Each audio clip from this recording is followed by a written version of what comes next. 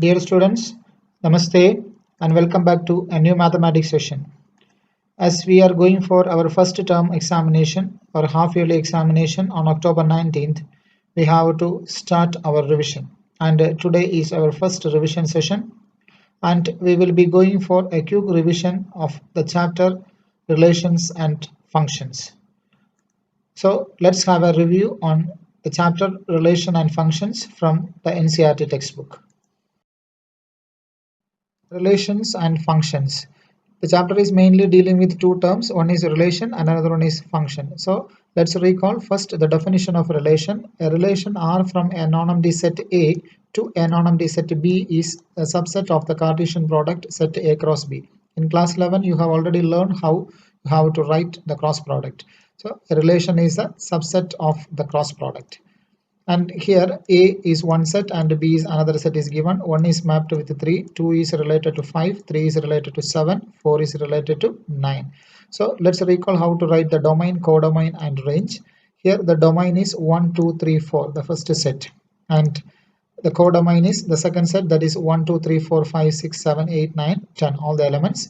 And the range is the output here, that is 3, 5, 7 and 9. Next, we have learned the types of relation. The first one is empty relation.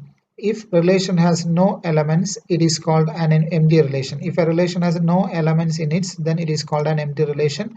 We write as 5. R is equal to 5. Universal relation is the next term. That is, if relation has all the elements, it is a universal relation. So all the elements of a set it is included, then it is called a universal relation. Let's take an example. Let A is equal to set of all students in a girls school. Set of all students in a girls school. We define a relation R on set A as R is equal to set of A and B are brothers. A and B are brothers. That is our relation. So since it is a girls school, so there are no boys. Means here R has no elements. This is no meaning because since it is a girls school and our relation is A and B are brothers. So since it is a girls school, only girls will be there. There are no boys, so R has no elements. That is R is equal to 5. That is R is an empty relation. And another example, R dash is equal to set of A comma B. Height of A and B is greater than 10 centimeter. So next relation we have taken R dash. A and B, height of A and B is greater than 10 centimeter. Here height of children are always greater than 10 centimeter. Of course they are studying in the school, so height must be greater than 10 centimeter. So R dash has all the students of the school. That means R dash is a universal relation. Here sometimes empty relation and universal relation are called trivial relations. So this is also we have learned the term trivial relations. Empty relation and universal relation are called trivial relations. Next, let's recall the types of relations. The first one is reflexive. Relation is reflexive if A comma element of A comma A element of R for every A element of A.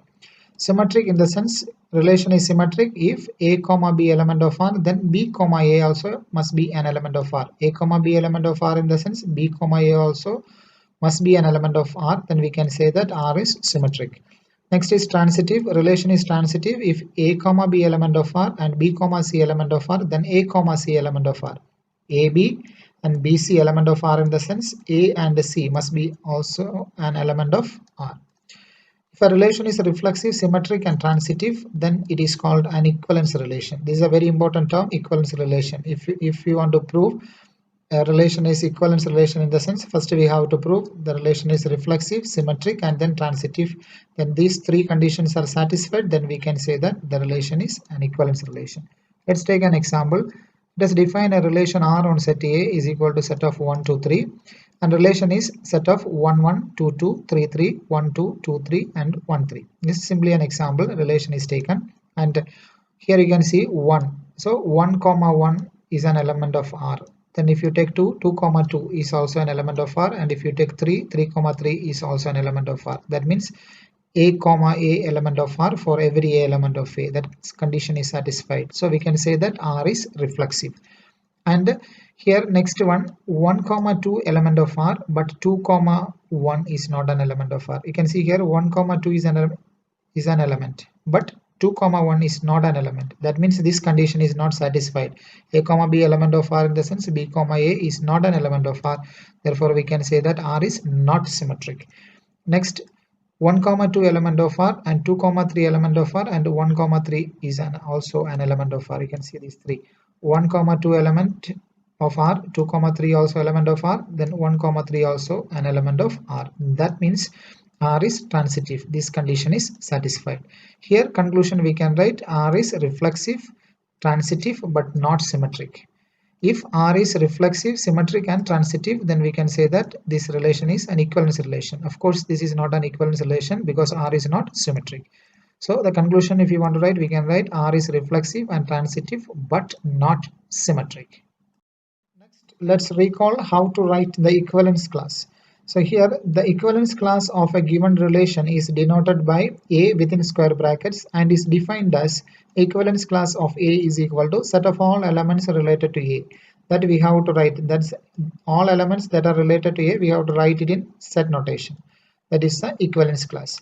Here let's take an example. A is equal to set ABC and relation is set of A comma A, B comma B, C comma C, B comma C and C comma B. This is the relation, and here let's write the equivalence class of A, that is set of all elements that are related to A. The element which is inside is A here. So A is related to A itself and there is no other relation with A. So only one element, that is A. So you have to write within set notation. And the equivalence class of B, that is set of all elements related to B, that is equal to, here B is related to B and here B is related to C. So B and C are the elements. So set of B comma C. Next is equivalence class of C, that is set of all elements related to C, that is equal to, here there is no C, here C is related to C, here B is related to C, and here also B is related to C. That means only two elements, one is C and another one is B. You can write it in any order, B comma C or set C comma B. Let's recall the term functions. A relation from A to B is a function if every element of set A has one and only one image in set B. Every element in set A has only one and only one image in set B. That means for every one input there will be only one output. So for a function, the main points are every element of set A will have an image and every element of set A will only one image in set B. So we'll have only one image in set B.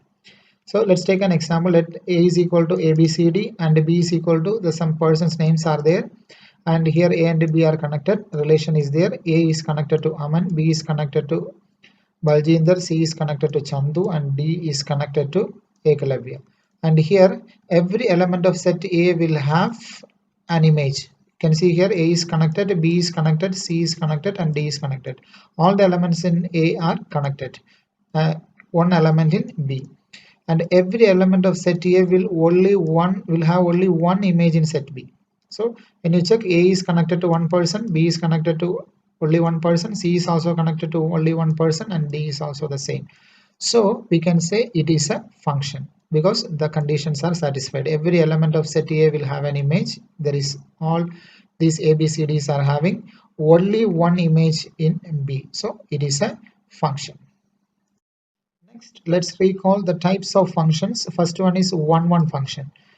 F such that x gives y, the function f is 1 1 if every element has a unique image. Every element has a unique image, then we can say that the function is 1 1. That is, if f of x1 is equal to f of x2, then implies x1 is equal to x2. Otherwise the function is many one. So this is only the definition. Let's recall the concept by using an example. Here two sets A and B are related. One is related to A, 2 is connected to B, 3 is connected to C and 4 is connected to D. And here when we observe, every element has a unique image. Every element in set A has unique image in set B. And because of that reason we can say that it is 1 1. The function is 1 1. And another relation, if you take here 1 2 3 4 and here it is A, B, C and D. 1 is related to A, 2 is also related to A, 3 is related to C, 4 is related to D. And here every element in A has images in V, but when you consider this 1 and 2, they are having the same image A. Means since 1 and 2 has the same image, it is not 1 1.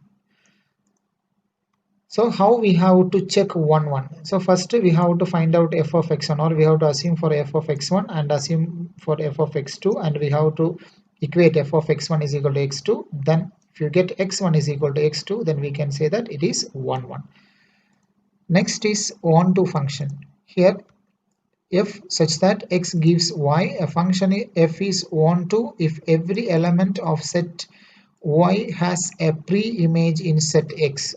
Reverse order you have to think. Every element of set y has a pre-image in set x. For every y element of y, there is x element of x such that f of x is equal to y. This is a very important statement because we have to write it in between while proving onto functions. So for every y element of y, for every y, small y element of this set y, there is x element of x. There is one element small x which is element of this bigger set x, such that f of x is equal to y. So here two sets are related, 1 2 3 4 and a b c d. All elements of set B has pre-image in set A. So you can see all elements in set B. Here A, B, C, D are the elements and they are having pre-images in set A. Therefore, it is onto. So how to check onto? Put y is equal to f of x. Then we have to find x in terms of y. First of all, you have to assume y is equal to f of x. Then you have to find x in terms of y. Then you have to write the conclusion. If x element of x, then f is onto. 1 1 is also known as an injective function, or onto is also known as a surjective function. Both 1 1 and onto are known as bijective. So this is very important statement because you may have to prove this. 1 1 is also known as injective and onto is another name is surjective, and both 1 1 and onto are known as bijective. So if you want to prove that a function is bijective, means you have to prove first 1 1 and next onto. So if a function is both 1 1 and onto, then it is known as a bijective function. Dear students, now we have revised the main points from the chapter relations and functions. After going through this video, you have to solve all the questions from the exercise and examples from chapter number 1 independently, and then you have to go for solving the given worksheet. And while solving, if you have any doubt, please note it and keep. We will discuss it during the online session. Thank you for watching.